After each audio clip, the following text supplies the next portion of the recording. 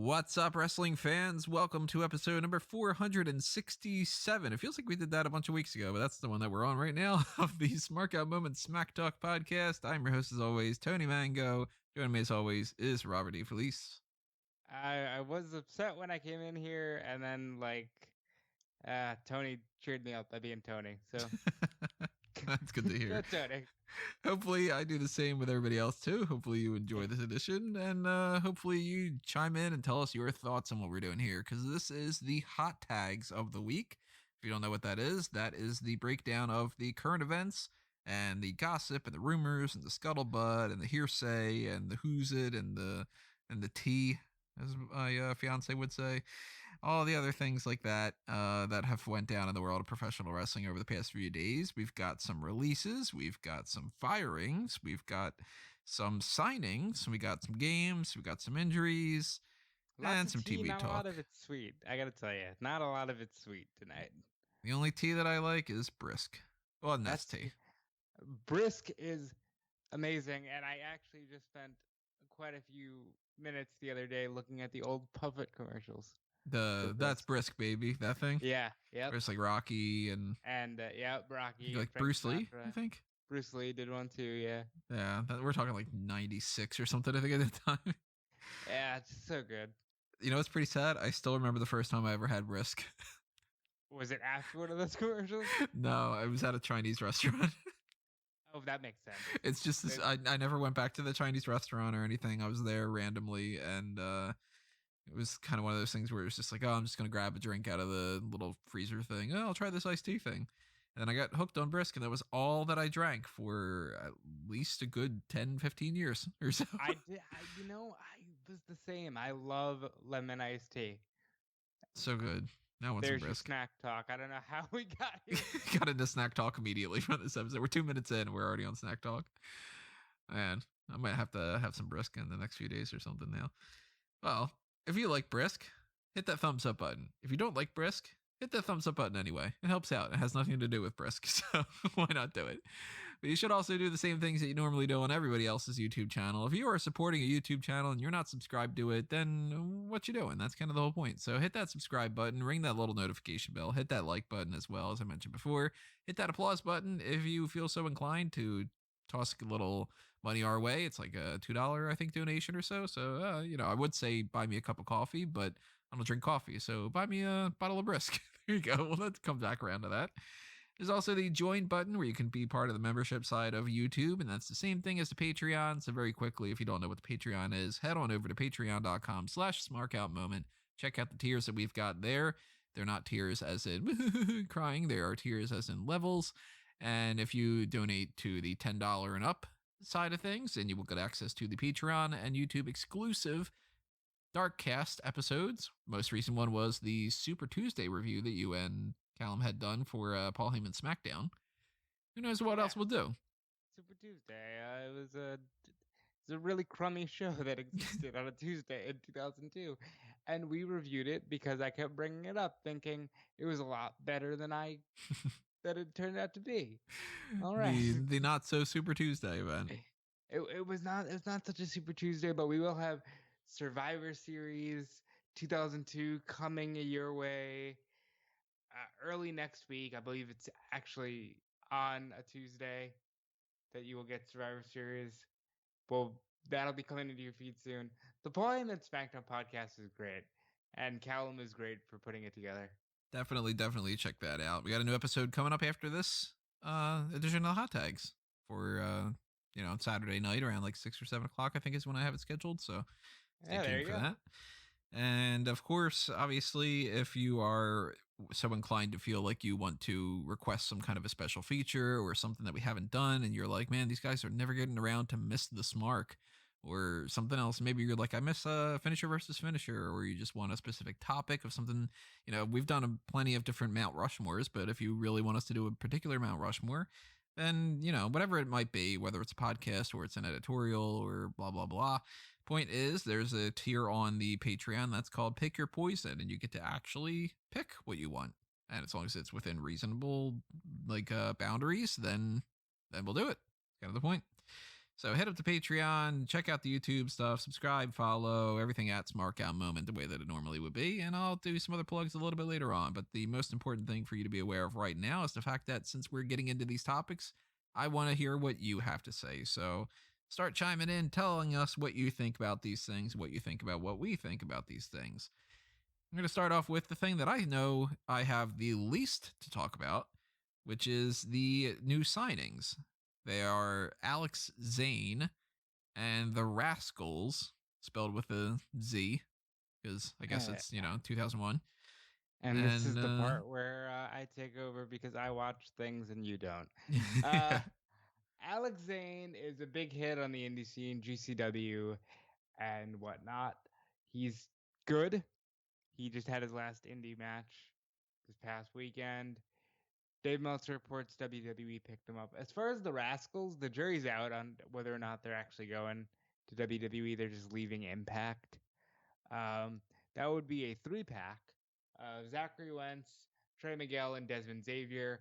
They're all fantastic. They can all be great single stars and a good tag team. It'd be a fine pickup. But, I came to this conclusion earlier today where, how in the Hogan era, by the third match, you're sick of seeing the double bicep pose? Yeah. In this era, the wrestling's great, but by the third match, I'm so sick of seeing the low kicks and the suicide dives. Mm-hmm. So it's like, they're potheads, that's their thing, but it's just another group of guys who can do suicide dives and kick. And yes, they're talented and they deserve to make all the money in the world. I'm not coming for them in that regard. I'm just saying, give me some different flavors. Yeah, that's one of my issues with AEW is too many of them are like that. So by like you said, by the third match, I'm like, all right, I get it. You can do that. That's great. You can do something that I can't do. Yeah. And then you get JR and he's just kind of like, hey, he flipped there, yeah, he did it. Excalibur is a suicida. We all saw it. Damn it. Picture in picture coming up. The push. Yeah, I don't know nothing about these guys, so I can't weigh in one way or another. You'll enjoy them. I hope I was gonna say I hope they bring Kimberly. Kimberly was in WWE, wasn't she? She was at Abby Lathe, so she's probably not coming with them. Probably not, especially since they haven't gotten around to doing that other Mae Young Classic. Ah. And the fact that they keep releasing people too, which that is one of our main things that we're going to talk about here. Let's talk about the it sounds kind of mean to say. Less salty hot tags. Yeah, the ones that we can't really be as talkative about. Let's put it that way. A whole group of employees were released. A lot of them were on the furlough side of things, and they've just officially released them at this point. The biggest name out of the bunch that I'm aware of, other than, of course, the main one, is Tony Chimel. Who the fuck decided less than 12 months you have hired this man since I believe they said 91? Did they say? Something around those lines. He's been there like forever. That right after you get Edge back, they're gonna fucking fire Tony Chimel. That shouldn't be allowed. Well, he was a part of the crew that helped out with the live events mostly. Yeah, but who cares? He's Edge's personal ring announcer. Like, I don't understand, man. What the hell? Why? Like, maybe they're hoping that Mike Rome can crack his superstar. No, like that's superstar. It's not the same, Tony. No. Yes, Greg Hamilton can hold the best in the world. We don't need that. We need Tony Chimel. It's wrong. I get these releases though. I do too. I mean, if we're being serious, I get it. Yeah, like I got it when they released Kyoto. It's like, listen, bro, you had a good 30 years. Kyoto I still don't quite get. Because he is still a referee. He can still be a referee. There's nothing stopping him from that. Yeah, but they were probably like, we need new faces. Who's the most senior referee now? Charles Robinson? Or John Cone? Robinson, right? I think Robinson's still reffing, yeah. So Robinson and then Cone, probably. And then Drake? Maybe? No, Black Rat. I don't know his name. I'm sorry. Everybody Everybody knows by that, though. It's not anything that's different. The thing with the whole live events thing is, yeah, they're not doing live events, and they haven't for months. And the way that this virus is going, they're probably not going to do it for, at the very least, until the middle of next year. You know, even if people are acting like this potential Pfizer vaccine is like a thing, which I don't buy into, because I remember a couple months ago people were talking about, oh, we figured out the cure and everything's going to be fine.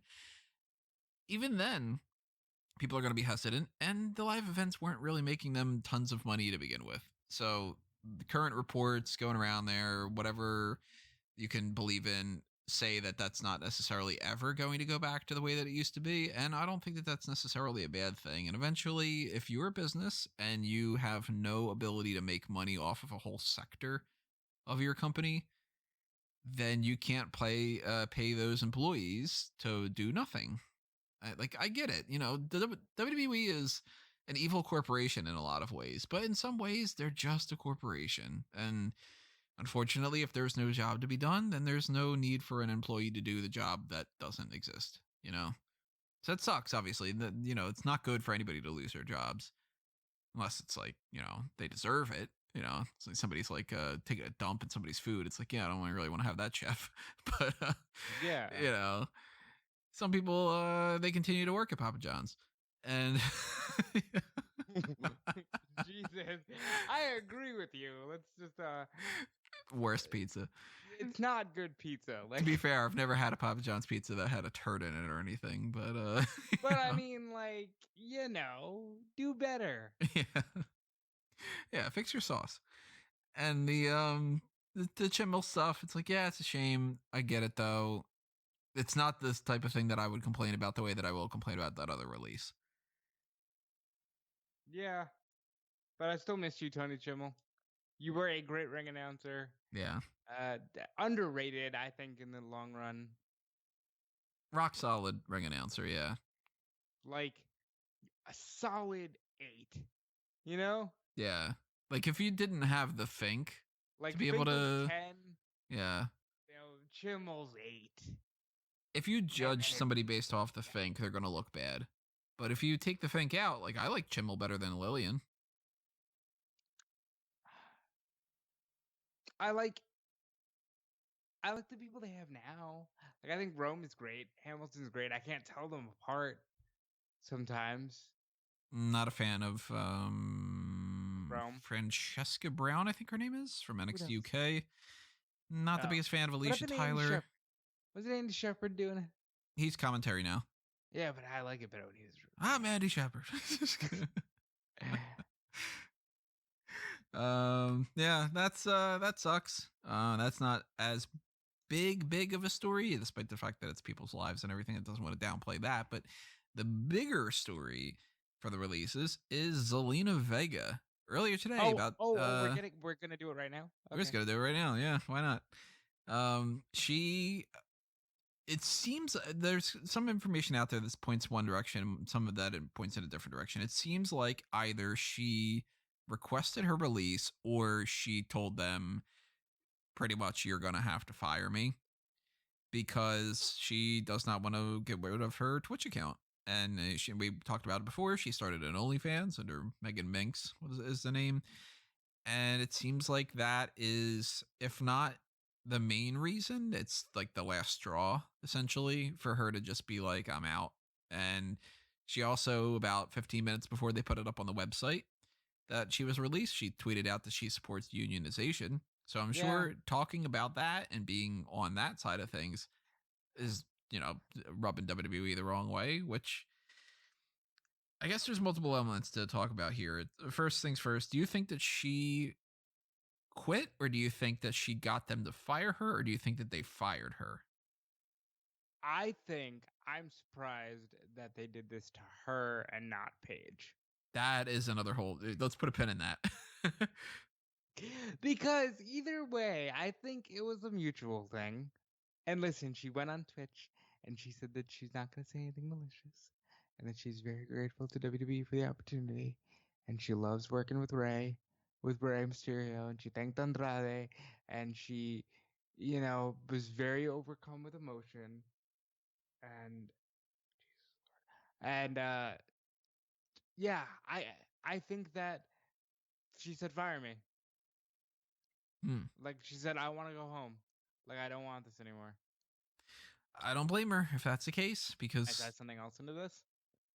what's that? WWE put out a job listing earlier this week for a talent brand manager. Talent brand manager? What's that supposed to be? Meaning, like, if you're gonna do third party shit, you're gonna do it through us. I mean, we've talked about this before. We don't need to really go. All right, I'm gonna be diplomatic here. On the one hand, WWE is right to look into this. This is the state of the future. This is where we're going. They're right to do this. They're right to tie this into their operations. I still don't think so.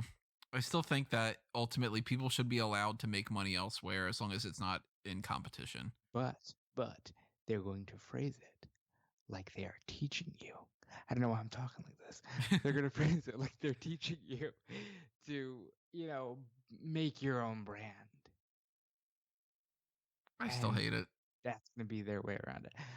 Be that as it may, let's talk about the Zelina Vega issue. And I've seen this in a couple places. I even wrote this for Fightful. This fucking woman carried you throughout like the first 3 months of quarantine. I have no issue saying that whatsoever because Raw was dominated by Zelina Vega. Yeah, it really was. I thought for sure she was working her way into a position where she would never be fired.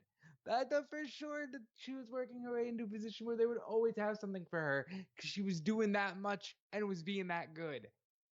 And you can't, I don't want to go off on a tangent here, but you can't tell me that this company that has gone through all this shit, all of you, whether you're employee or employer, the final straw is Twitch and Cameo. Like, you have to understand what this is doing to me, like, who has seen the death of Owen Hart, who has seen all this stuff, and the breaking point for all of you is Twitch? Mm-hmm. What is this? The wellness policy stuff. You got releases over backstage politics. You've got wellness policy. You guys break your necks. You break your backs. You, people are shitting in bags. And your breaking point is Twitch.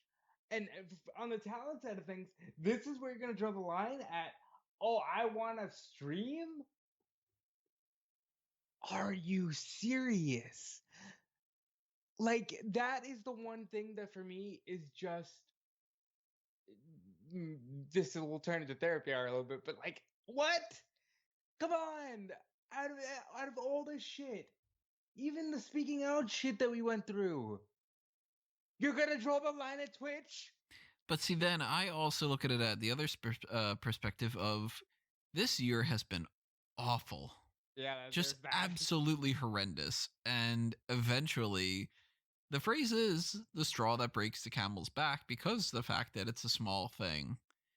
And ultimately, if you're somebody like an AJ Styles or a Zelina Vega, apparently like a Zelina Vega or your Paige or someone, and you've been doing this kind of stuff for whatever, you've been dealing with a lot of crap. And I mean, we've all had instances with different companies we've worked with. I'm sure I know that I have where things are annoying and it's like, God, now this is worse. Now that's worse. Now that's worse. Now that's worse. And sometimes eventually it's one little thing that you go, all right, that's the 50th little thing. Fuck it. Now I'm done. And you've grounded me back in reality. And I will say that the last time I left a job, it was literally Black Friday. And I just went, I can't deal with your shit anymore. Right. I'm done. And if you think about the money that is left on the table and the fact that this is something that, like for Paige, for instance, it's like a therapy kind of thing for her to do and keep herself busy and to try to, I mean, because ultimately that's what it is if this wasn't still a thing, like if WWE would have gone, oh, okay, there's backlash for this, and we decided to revert back to the policies we used to have, I don't think that we'd be having this conversation about Zelina Vega. I think that whatever other frustrations probably would have been like, oh, I'll ignore that because they reinstated my Twitch. You know what? You know what kills me though, and like, yeah, you're making perfect sense. I do get worked up about like it being such a little thing, but you're right. Because how many little things have we not seen crack this year? Like, this was just a time that I think the little things were going to gather. But I will say, like, how many subscribers does Zelina Vega have? a lot after tonight. People were giving out. I know Twitch is weird the way it works. So like, you have to pay for subscriptions. So like, people were giving out gifted subscriptions by like 50 at a time. So Wow. you think about like, yeah. Now that's like what, $5 a piece? So? Yeah, I think that's exactly. So let's say if you do 5 times 50, just real quick, that's $250 in one shot. Yeah. And now, people did that at least 3 times tonight. And that's all the other subs. Once a month. Or is it once a month? Yeah. Yeah. And she's probably got a couple thousand at the very least subscribers, I would assume. I don't know what her what is her Twitch? I'll try to look it up real quick. A to Z. Is it A to Z on YouTube? Let's see. Twitch. It's A to Z something. Vega. A to Z on YouTube is her yeah, Twitch. That's right. That's very strange that it's A to Z on YouTube on Twitch.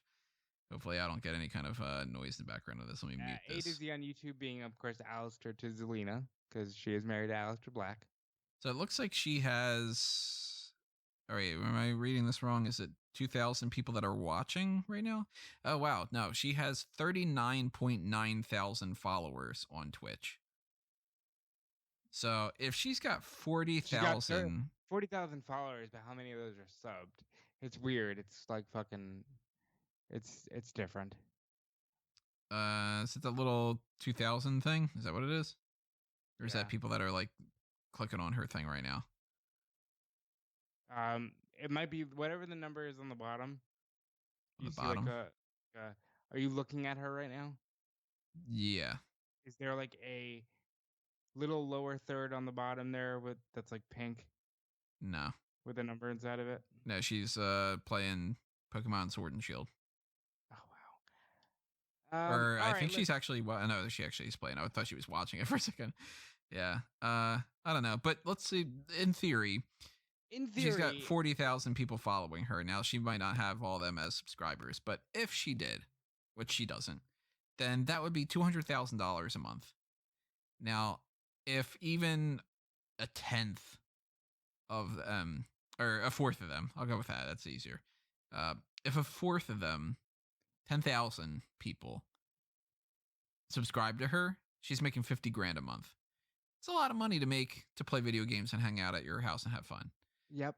Now, if I were in her shoes, I'm sure that making $1 million a year or whatever her contract is, and then going down to $50,000 a month is a major, major lifestyle change. But at the same time, if you're breaking your back and you're going through all these crazy things and you're dealing with all these like problematic people and you got the WWE kind of going crazy and you never know what's going to happen, and maybe she wants to settle down and have some kids. I mean, she's already married, so that could be a thing. You got AEW as an option, potentially. You got Impact. You got Ring of Honor. It's not like you can't wrestle ever again if you're not in WWE. So if I am... good on her to leave if that's the case, because she could go to an AEW. They could use her for sure. She's talented. She can talk. She's good on the mic, bro. They need her for the women's division. They need Zelina. And like, I'm not... I keep saying this. I'm not like, oh, go to AEW, please. But they need a Zelina Vega. Yeah, she would be like an absolute star. Hell, if she calls herself Megan Manx, I'll be real. That sounds better than Zelina Vega. Be Megan Manx. Yeah, she could be Megan Manx. She just go back as Fia Trinidad. Like, nobody will really care in the grand scheme of things. What is she, Rosita? Don't be Rosita. Don't bring back anything from TNA. But Yeah, she could do Mega Minx and keep exactly the same act that she's been doing, and she'd be a star because she's great. And whatever contract she would get, she'd be able to do her Twitch stuff. She'd be able to keep her OnlyFans, and she could just, pair her with you know, pair her with Miro and Kip and let them just fucking play video games. Team Twitch or something. Team Twitch. For that matter, pick up Lana too, because why not? But like, yeah, I mean, power to her if she was like, you know what? No, I'm going to be the one that takes a stand and says, then fire me. She's got some balls to do that. That's great.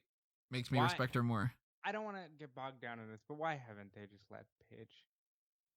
That's another topic we need to talk about for sure. Because why would they say in a scenario like this that Zelina Vega's gone?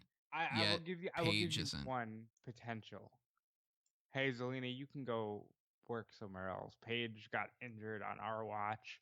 We feel partially responsible to make sure she's taken care of. Maybe that's it. If that's like the most humanitarian way that they could do this, maybe it's a matter of them.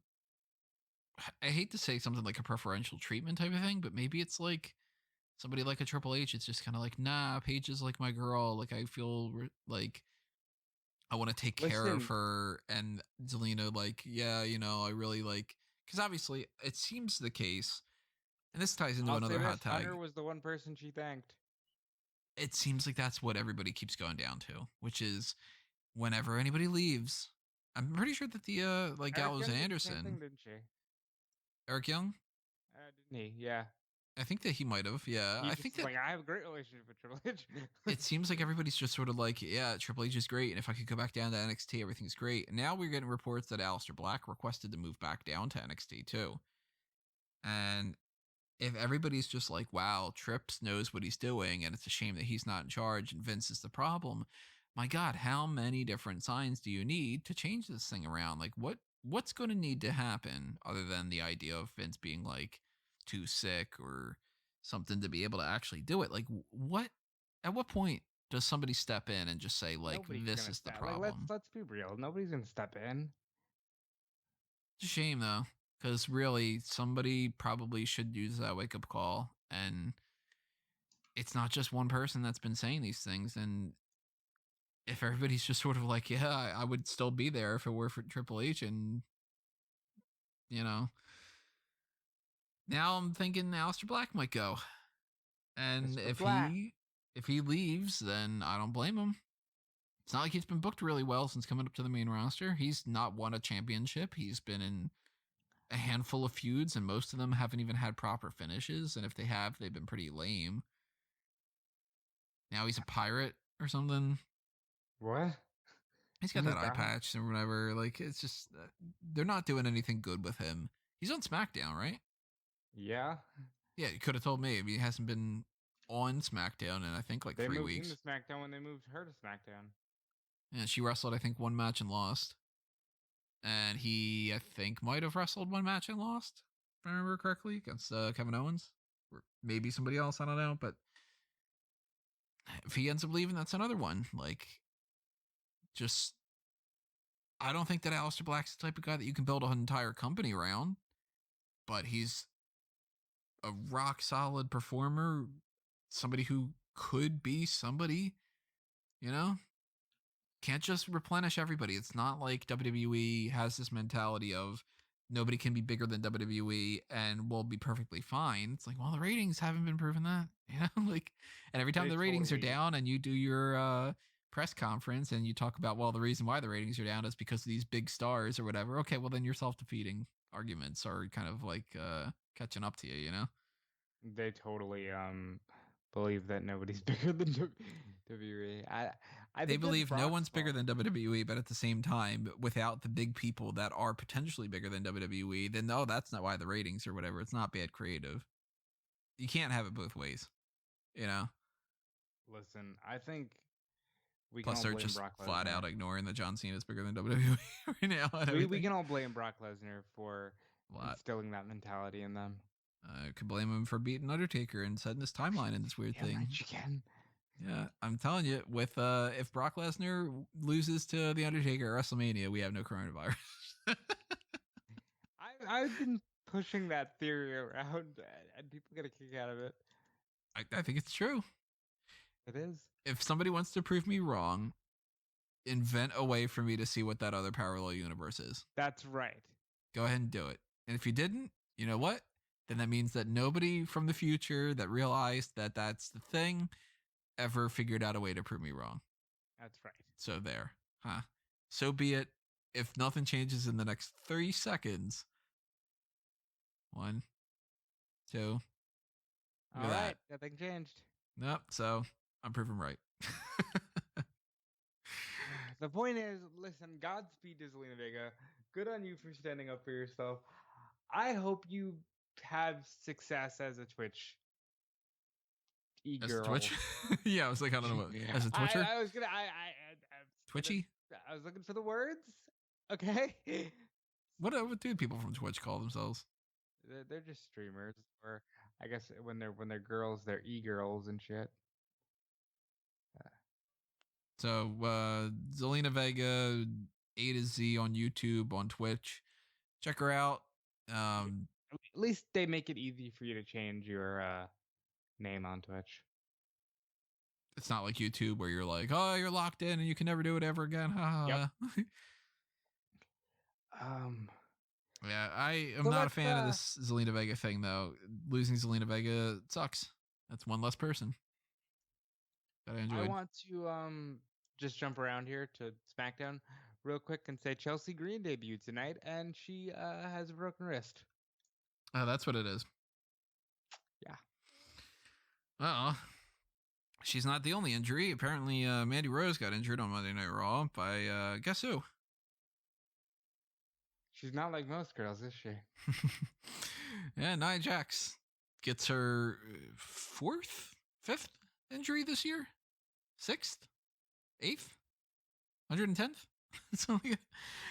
She injured Kairi Sane at least a couple of times. I'm pretty sure she might have injured 2 or 3 other people. And nothing's going to change.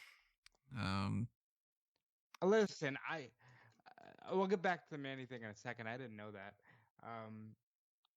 I don't know if it's 100% confirmed. It seems like it's been going around on Chelsea some. Green, dude, what the fuck?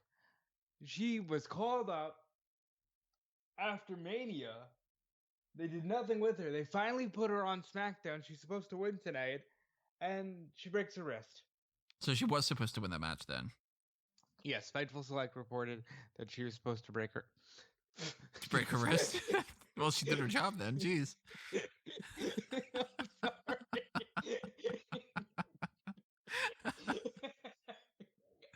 Yeah, she's supposed to do the other thing. She's supposed to win. She was supposed to win, and then she breaks her wrist, and it's like, fuck. I thought that something was weird about that because when they announced that it was a triple threat, and then they had Chelsea pop up there, I'm like, oh, are they just gonna say that Chelsea's in there and like finish the kind of things like that? Because we went into this episode of SmackDown with 3 missing members of the women's team and 1 missing member of the SmackDown men's team. We went into the SmackDown with no matches, by the way. Yeah, that's true. The script ripped up like right ahead of time. So they do this whole thing, and Chelsea's like barely in the match.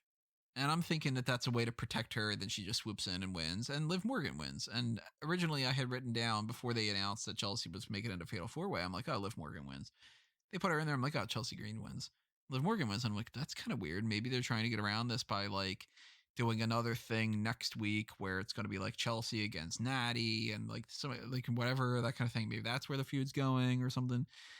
But if she's injured now, I'm even more confused. I'm in a situation where this is where reviewing stuff from a fan perspective is different from reviewing things from somebody who works on this kind of stuff. And if you obviously are not in the same boat that like Rob and I are, where you don't get annoyed about work with it, sometimes these things you just blow them off as nothing. Like, I'm sure for plenty of people, they're like, oh, we don't know who the final members of these teams are. That's cool. I'll find it out next week. For me, I'm like, God damn it. I got like 4 articles and a whole podcast that needs this information. And since WWE is dragging its ass, I'm sitting there going, well, can't write that one up. Can't write that one up. Can't write half of that article. Can't do this. I was supposed to have an exposing the weak links of Survivor Series teams post Thursday The morning, booking committee. There 8 you in the go. morning. I was going to have this up yesterday. And I was like, well, they don't have all the teams. So maybe I'll have it up on Saturday after SmackDown. Ended up pushing it to next week. It's supposed to go up on next Wednesday. Not going to happen now because we still are missing 3 people on this. And now that Chelsea Green is injured, I'm assuming there goes that, because I thought what they were going to go with during this episode by the end of it, without knowing that Chelsea Green is injured, I was like, all right, well, Natty gets on there somehow, some like last chance type of thing. And the other one is probably either another call up or maybe it's Liv Morgan. Now Liv Morgan's in there and Chelsea Green isn't on there. I thought she was going to be one of them. And now I'm kind of confused. What are they going to do? You know what I'm pissed off about? How many people are getting injured during a fucking pandemic when there's not even any fans in the arenas? Or that they're not It- busting their ass on like house show loops. I know so many people are getting hurt. It's depressing. 2020. It's fucking sad. Like, Mandy's hurt, Chelsea's hurt after finally just getting called up, and now she's got a fucking nurse her injury. I mean, what the fuck? Do not work this hard. I wish I, could just say, stop, hitting each other so hard. It's supposed to be fake. Fucking stop. Do you know how she injured her wrist? What was it, like No when she fell clue. out on the outside or something? Must have been when she fell on the outside because I did not see it. This was right about the time that Zelina started talking. So my attention was shifted. But damn it, all the hell. Chelsea Green, speedy recovery. Please come back soon. You deserve more. How do you think that they respond to this? Do you think that they go with, well, Natty's going to be one of the people. They already confirmed that like she hurt herself. I mean, like to replace her because she was supposed to be on the team. Oh well, I think they just replaced her with Morgan. You don't think Morgan was going to be on there? Nah, because she's the third. Natty's got to be on there, and then there's. If Morgan's on there as number 3. If Natty goes on there, Why isn't Bailey on there? Trying to be like. That's the only other thing is why isn't she doing that? There's Bailey and there's Carmella, or there's Billie Kay or Tamina. But Billie Kay and Tamina lost qualifying matches. No, I'm Natty's always down lost for multiple. the 5-second face off between Tamina and Nia Jax. Hmm. So like, just do it. I assume what they can do at this point is Natty gets one more last chance thing, and they just flat out announce that Bailey's on the team. Maybe Bailey seems to be preoccupied with Sasha still. What the hell was that tonight? Just a means for them to remind everybody that Carmella's back, I think. Baymella. I mean, like, that's the vibe I got. Is she gonna get revenge on Sasha through her new best friend, Carmella? I don't know. I'm just spitballing. But listen, it sucks that Chelsea's hurt. It sucks even more that Mandy's hurt. Depending on if she actually is like hurt, or if this is just people speculating, I haven't really seen any like full blown confirmation about it. And of course, even if it is confirmed, then how bad is she hurt? Is she, did she tweak something and she'll be fine in a week? Or is it like, well, now she like tore a rotator cuff or something? You know what I mean? Like there's a big difference between like, she kind of, her rolled her ankle a little bit and put some ice on it and you're fine. Or you're going to be out for 6 months or a year. How long does the broken wrist usually take? No clue. Why am I asking you like you're a doctor? You don't have a pulse. I don't know. I messed up my wrist in like February or March or something of last year, and it still cracks. That right there, that crack, that was my wrist. God damn it, Tony! Stop. Can't lose you too. Like, well, 2020. I don't know. But the teams are messed up. They didn't bother to add the last person for Team SmackDown for the men's side. They just didn't address it this week. Is this the most broken Survivor Series ever?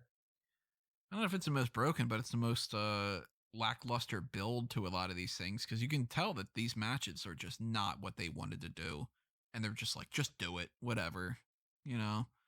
They couldn't possibly have been like, we need to plan for Sami Zayn versus Bobby Lashley. Like, I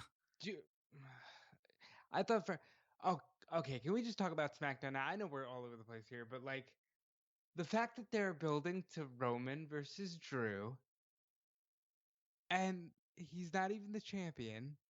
He's not going to win next week either. And it's an obvious red herring because he's not going to win. Yeah, Bray Wyatt's going to come in and interfere and make it a no contest or but attack. You know what? I'm at the point where it's like, fuck it, beat him.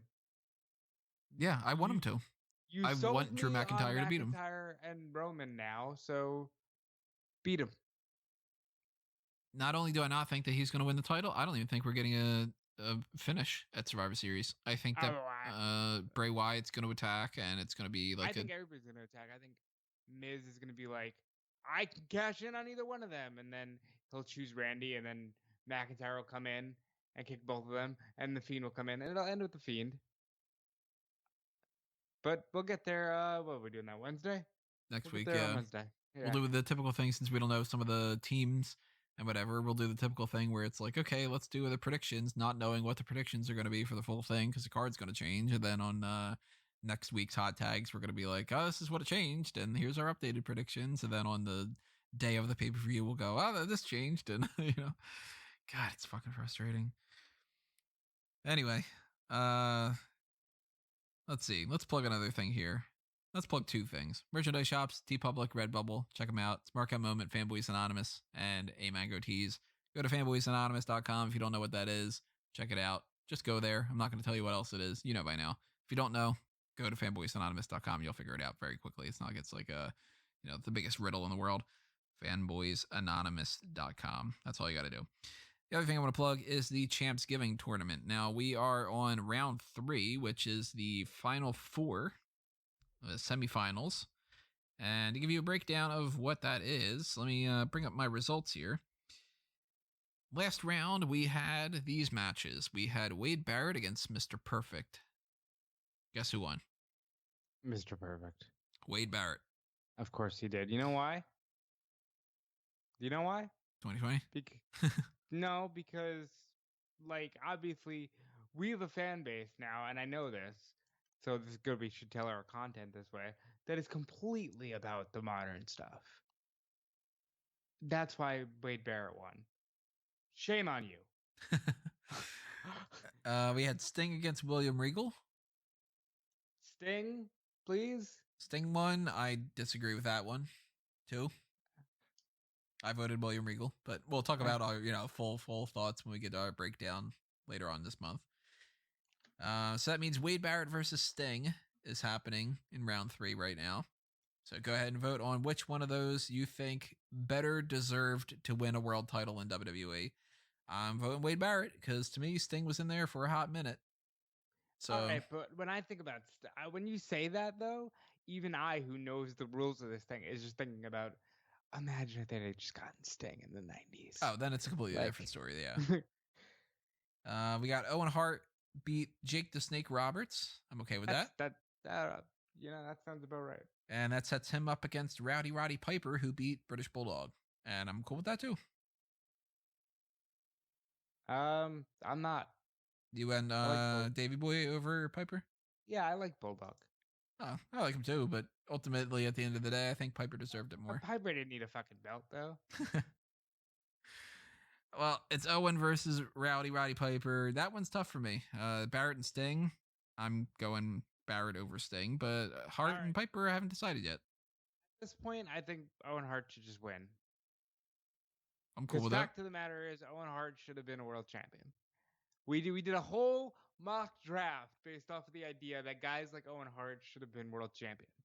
Same with Piper, though, too. Yeah. I mean, that's kind of the whole point. So, I legitimately feel like Piper's era, he didn't need the belt.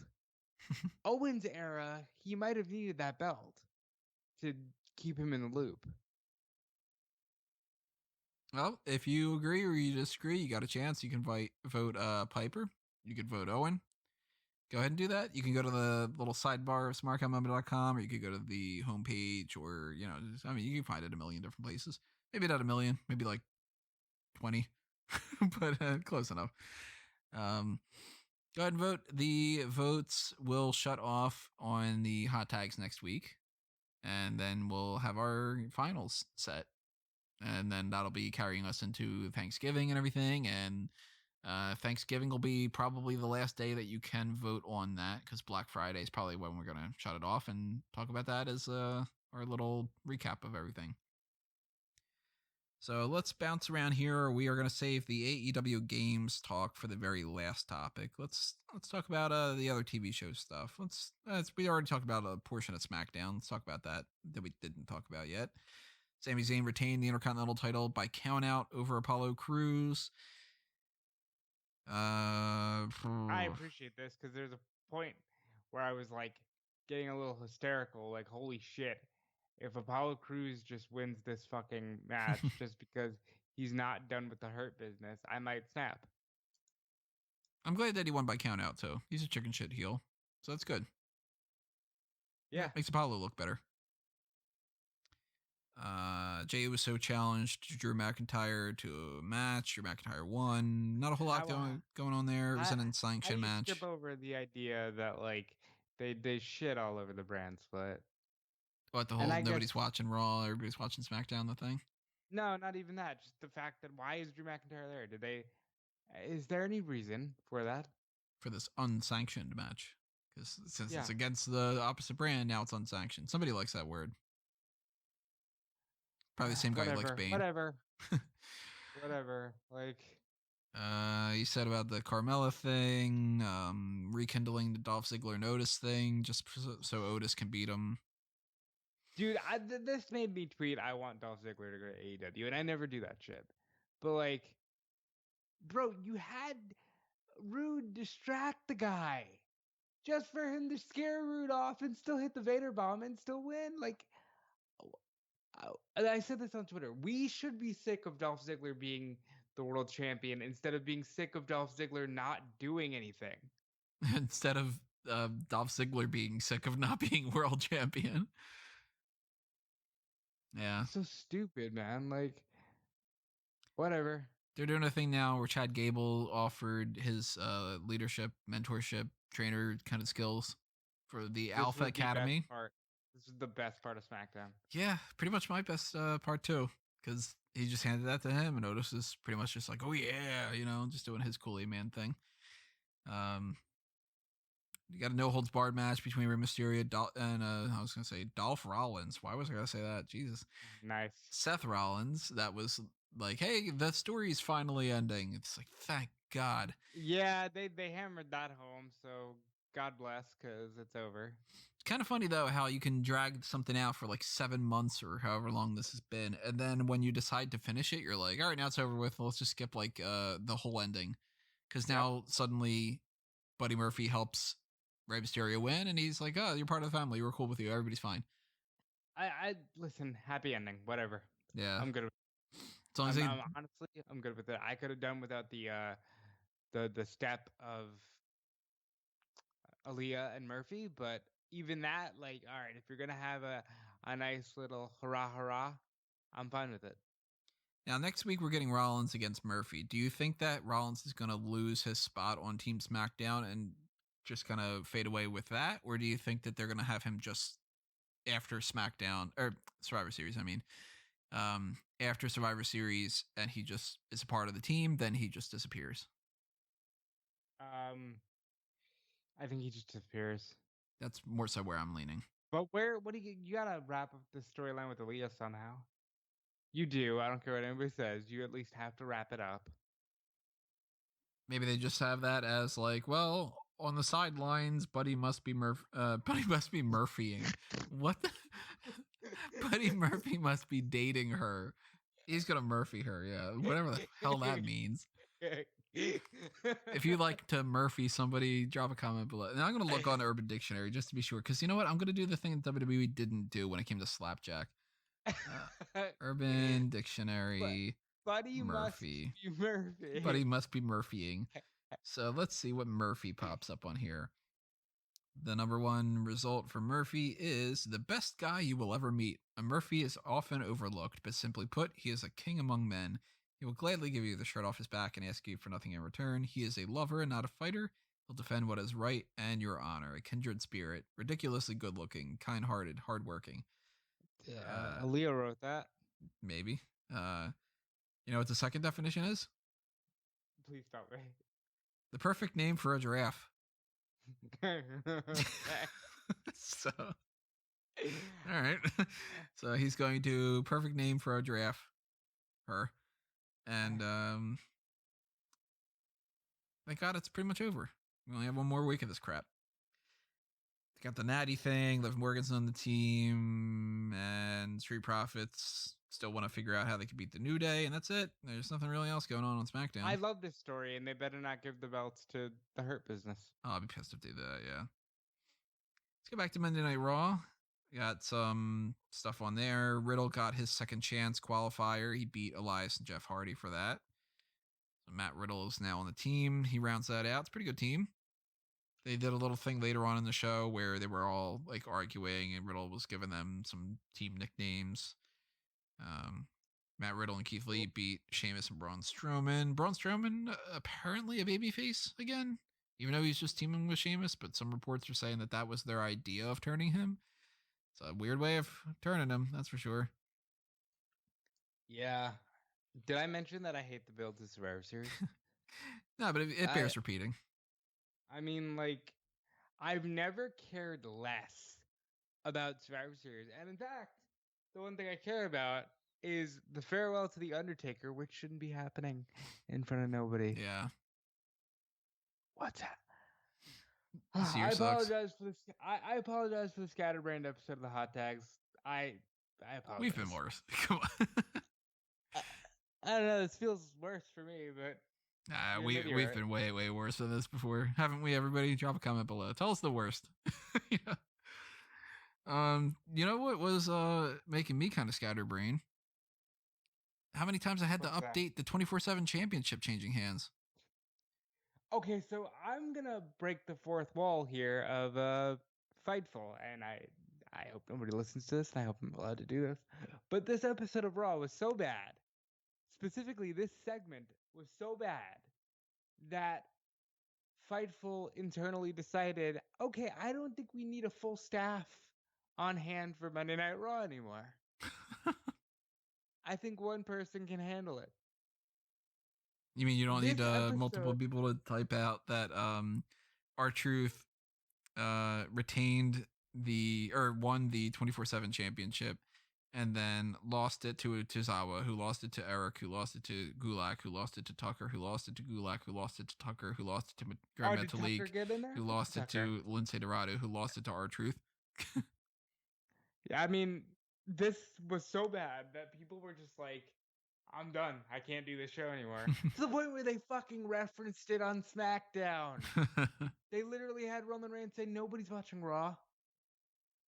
Like, what is the end goal there, Tony? What if I said to you, Tony, hey, Tony, nobody cares about Fanboys Anonymous. Why do you even bother with that, Tony? Then I would be sad. Why do you even bother funding money? Like, what is the goal here? How counterproductive is that? Right. Well, that's WWE. How counterproductive is that? That's a good slogan. They should replace the then, now, and forever with that.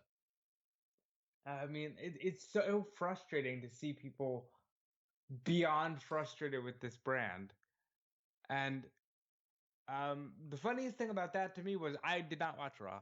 I care about my sanity, and I only watched Raw through GIFs. I thought Eric was pasty white Lars Sullivan. I thought Lars Sullivan shrunk and like lost a tan. Huh. We didn't get Lars on SmackDown tonight. I guess he ran out of stories about how he beat people up. Good. I mean, what are you gonna do? Let's talk NXT UK. Nothing really going on there, except now we know Rampage Brown made his debut. To be perfectly honest, I didn't watch the match, so I don't have any opinion about him yet. My favorite thing about NXT UK is the Fabio twins. I forget what their names are. But they're these two dudes. They're gorgeous, and I can't wait to watch Walter beat the fuck out of them. Like, that would be funny, wouldn't it? The main topic to talk about with NXT UK is now we know the finals of the NXT UK Heritage Cup is going to be A-Kid against Trent Seven. I don't think either of them are the best choice for a mid-card champion, but when is A-Kid gonna fight a male? Waiting for he's got to fight 18 first. Then he's going to fight a guy. And then he's going to fight an elderly person. Yeah, a male is, she has, what's it on this episode? Cyborg Side beat Nita Samuels. Yeah, that's a thing. Trent Seven beat Who won Dave the Fatal 5-Way on 205 Live? Kurt Stallion. Good. That's a good move. Should I watch it? Nah. No need. Fair enough. Surprising thing to talk about on NXT, Leon Ruff beat Johnny Gargano to win the North American Championship. What the hell was that?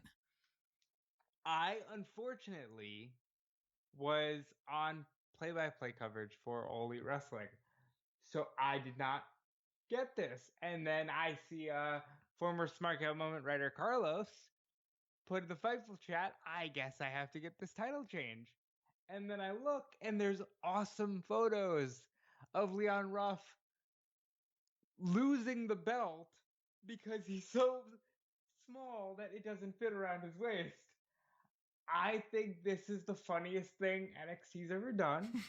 I think this is a good surprise because if you don't see it coming, it actually works. Yeah, I didn't see that coming at all. I missed the very, very beginning of this.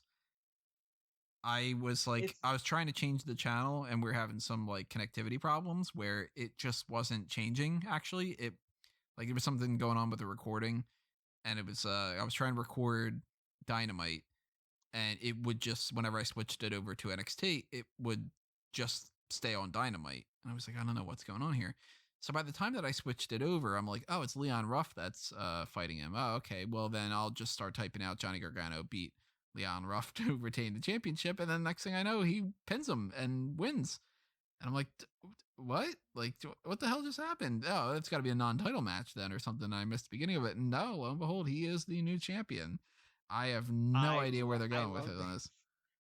Imagine if the 1-2-3 Kid beat Shawn Michaels for the Intercontinental title. Like, this is so good. I don't know if I like it. I like the surprise, but Leon Ruff, to me, I don't know. I can't picture him being a champion for even like next week.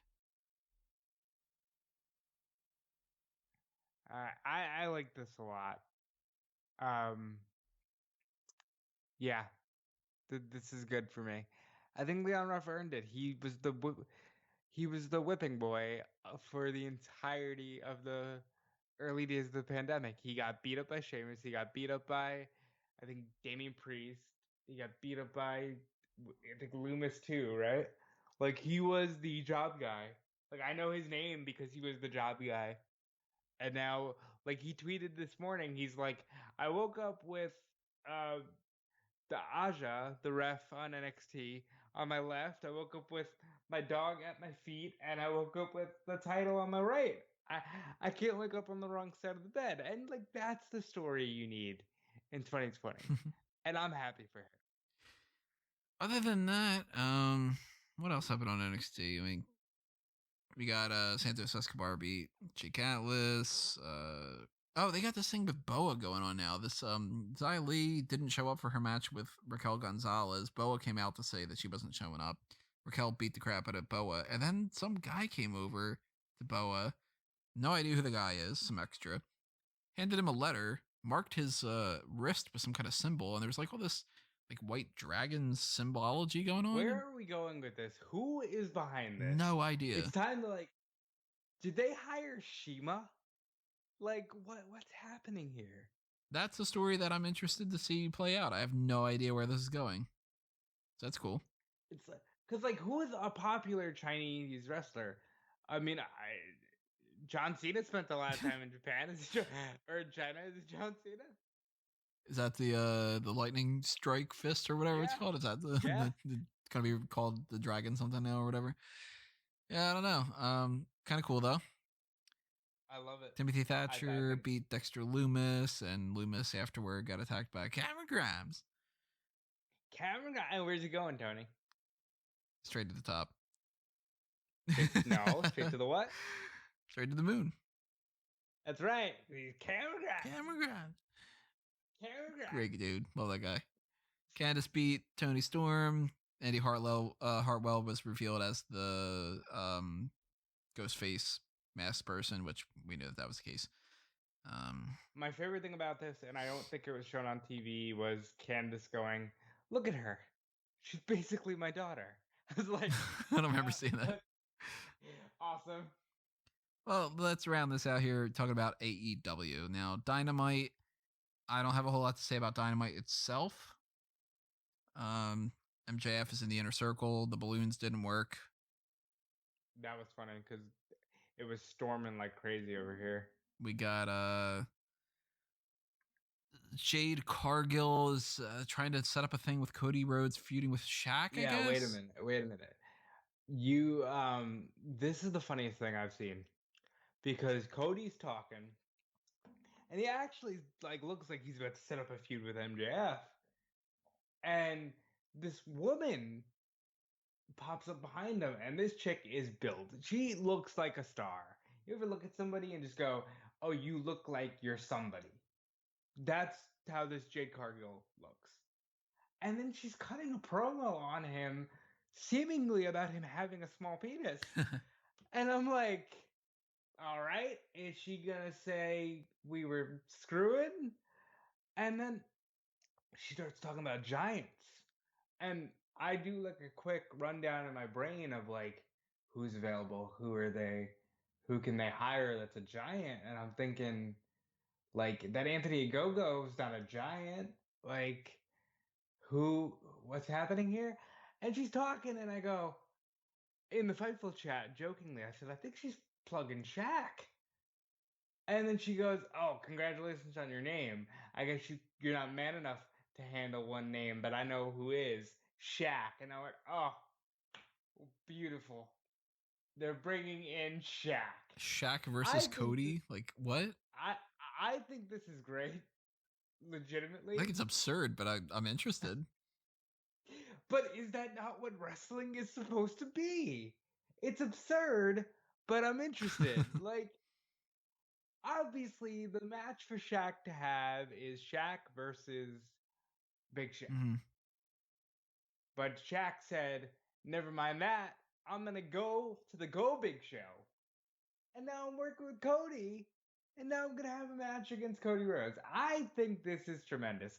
And just to think that there is a world where we can have Cody versus Shaq on the same card with Tyson versus Jericho.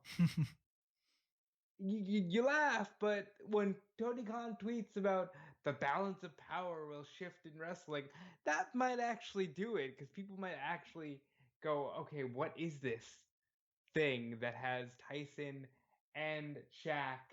Oh yeah, and I think I know some of these wrestlers too. And then maybe you get some new fans. Yeah, doesn't hurt them, that's for sure. Even if it's ridiculous, people will just be like, hey, remember that weird Shaq thing that happened? Shaq Fu. What else happened on this bunkhouse match? Oh my god, that was good, and it upset me that they didn't build this feud more. Because that was a really good match that seemed really special, even though we never got a full blow off for the alley thing. She got bored. Well, now she can go through the table. Good for her. And Penta against Phoenix, Tay Conchi against Red Velvet, Sammy Most Guevara improved gets. wrestler of 2020. Yeah, she's on the Take list at the Kanji. very least. That's for sure. Sammy Guevara didn't get the invite, and they're all going to go to Las Vegas next week. I think that's about it, right? Spears beat Sky. I like that. Pac. Oh yeah, that's right. He came back and went after Eddie Kingston. So he's kind of a babyface, sort of, but not really. It's more so heel against heel, I guess. Return of the Pac. Return of the Pac. Am I wrong? Huh? I have no idea what you're referencing. Return of the Mac. What is it? You don't know Return of the Mac? I, for some reason, should. I guess. All right. I don't know. What's Return of the Mac? All right.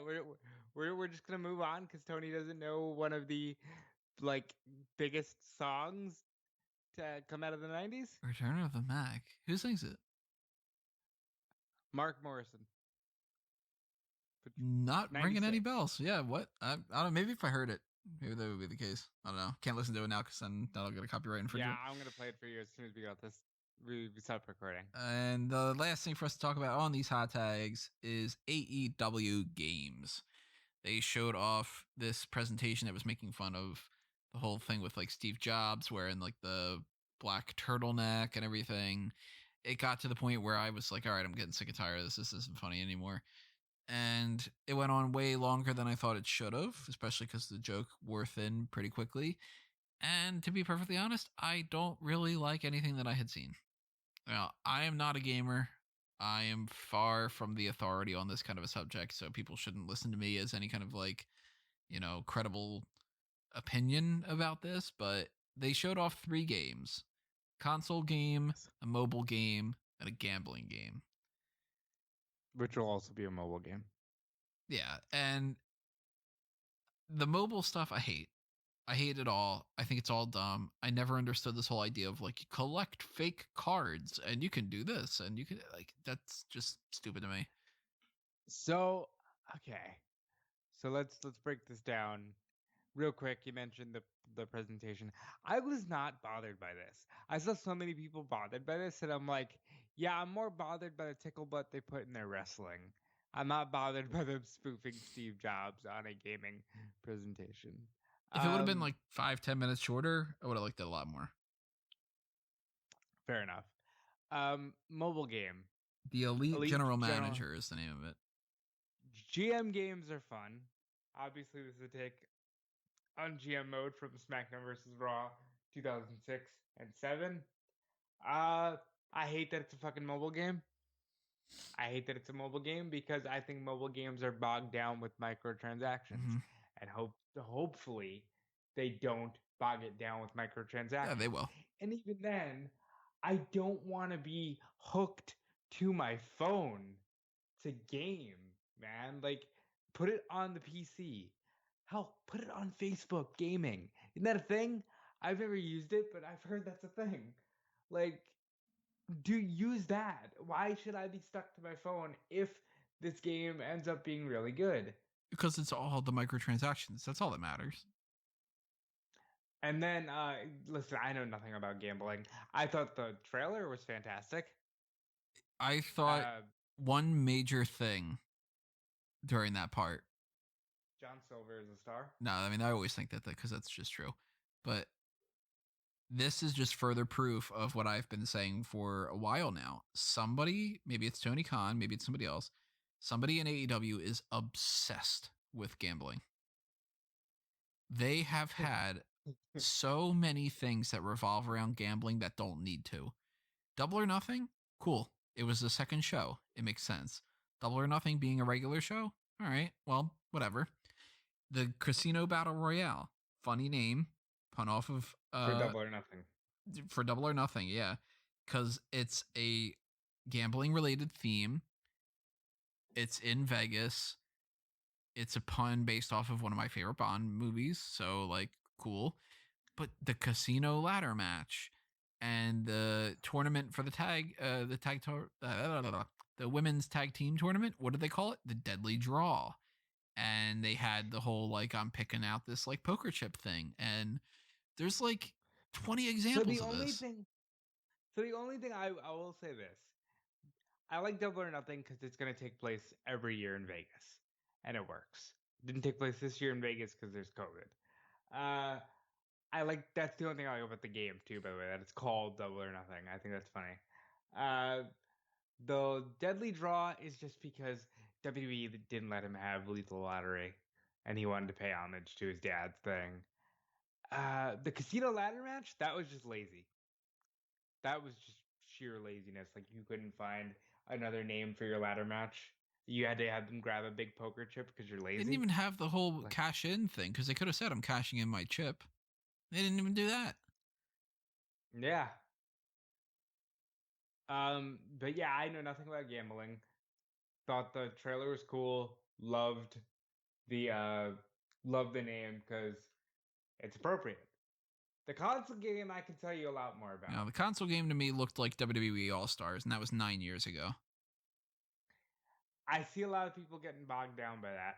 Here's my one argument towards anybody who's anything graphically. People still fucking play No Mercy. And No Mercy 20 years ago was a cartoon take on the world of wrestling. And people still play that game. So clearly you've sent the message that, like, realistic graphics ain't the end all be all. I don't think that's anywhere near the end of what this game is going to look like. It is very early. But still, though, with me, I'm not a graphics guy as much as a lot of other people are. I'm more so play the game, and that's what's fun. Like, I would have more fun, I'm sure, going back and playing the original Pokemon games than playing necessarily Sword and Shield. Because to me, it's like, well, Sword and Shield doesn't look like it's as fun. And it doesn't matter about the graphics to me. Like, just because it's better graphics doesn't mean it's a better game.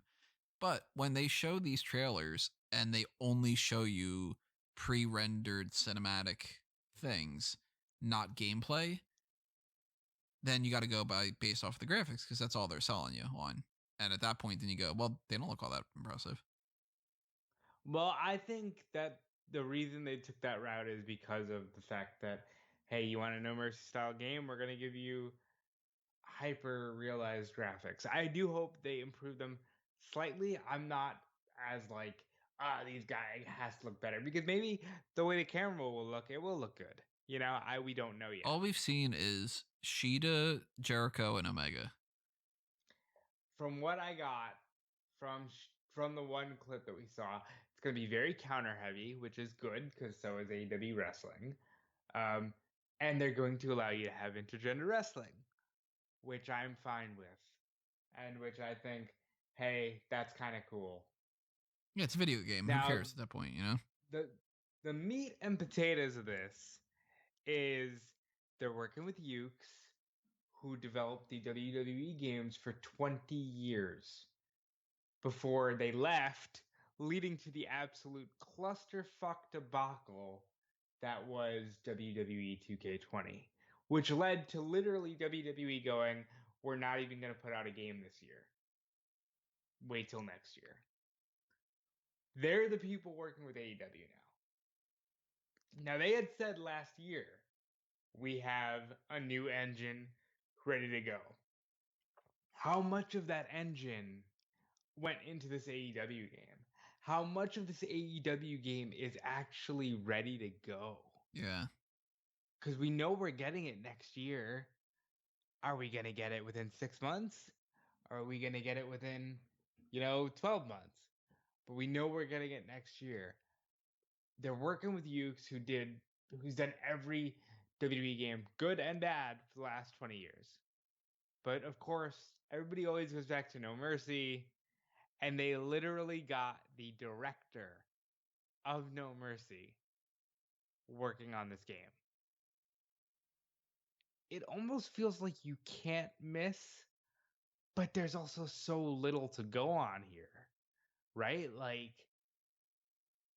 there's, like, in a WWE game, I can go, well, Hell in a Cell is missing, Money in the Bank is missing, this is missing, that's missing. What real gimmick matches do you have to go on for All Elite Wrestling? Has AEW even had a single cage match?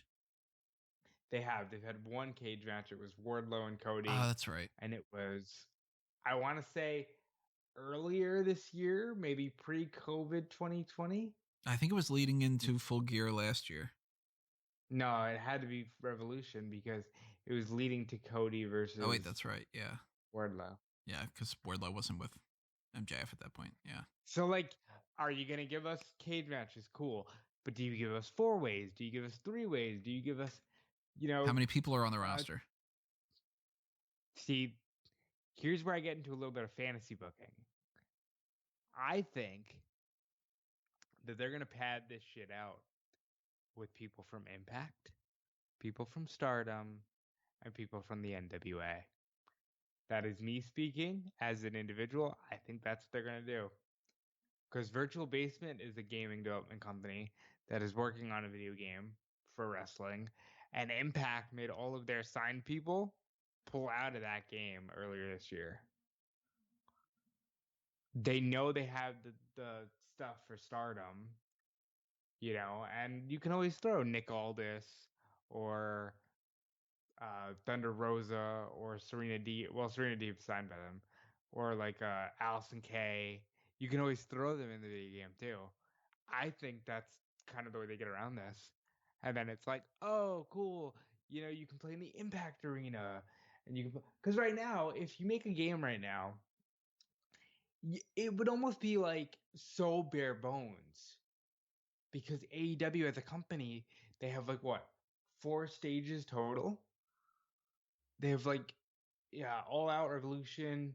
They have the 4 pay-per-views and then Dynamite, so 5 stages total. You wouldn't have a lot of gimmick matches to go off of, and you wouldn't have that big of a roster.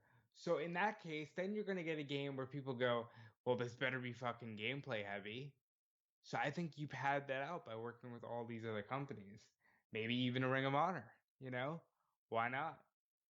So you think that's going to be like the gimmick that's cheesy. going to be like the selling point rather than necessarily like we've got all the AEW people on the roster and we've got this sort of figured out. It's more so like this is the indie game kind of.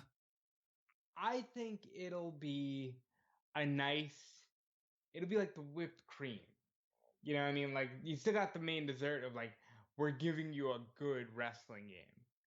But then it's gonna be like, oh, and by the way, you can do Gallows and Anderson versus the Young Bucks.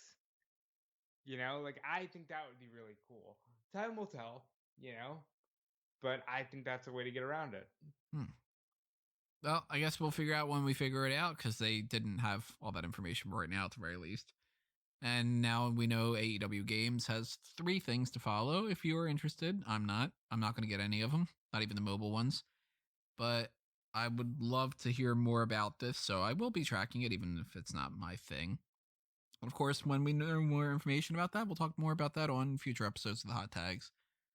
But just like with everything else, I want to know what everybody else has to say. Are you excited about these games? Are you kind of like, oh man, like no matter what, like the casino game is what I'm going to go for? And as far as I'm concerned, Jericho doesn't look weird in the console game because I think that Cheetah looks fine. I think Omega looks the second best, and Jericho looks very strange. His head looks like thumbs off. But yeah, drop a comment below. Tell us your thoughts. Same thing with all the other hot tags that we talked about here, because that's hot tags. All right. So I mentioned all my plugs that I can think of. Obviously, if you want to know more about the plugs, you could ask me. You can send me a tweet at Smark Moment, or you can send me a tweet at Tony Mango, or at a Mango Tree, or at Fanboys and On. And I'll plug more stuff, but you should know all that stuff by now. Just start clicking around, follow everything, check out the stuff I've got on Bleacher Report and eWrestling News. If I'm allowed to post this stuff, because if WWE keeps stopping me from being able to do things, then I don't do them. But that stuff is happening whenever it's happening. If you pay attention to all these different channels, you will find out more. And if you're subscribed to this channel and you ring that little notification bell, you'll get full-blown email alerts of when we post new things. So not only would you have known when this got posted, but you'll know about the Paul Heyman Smackdown podcast going live. You'll know about the next episode of the show, which is going to be the predictions for Survivor Series, and so on and so forth. Rob, what do you want to toss out there for the plugs? Yes. Twitter.com at DudeFelice. You can check me out on Fightful all weekend.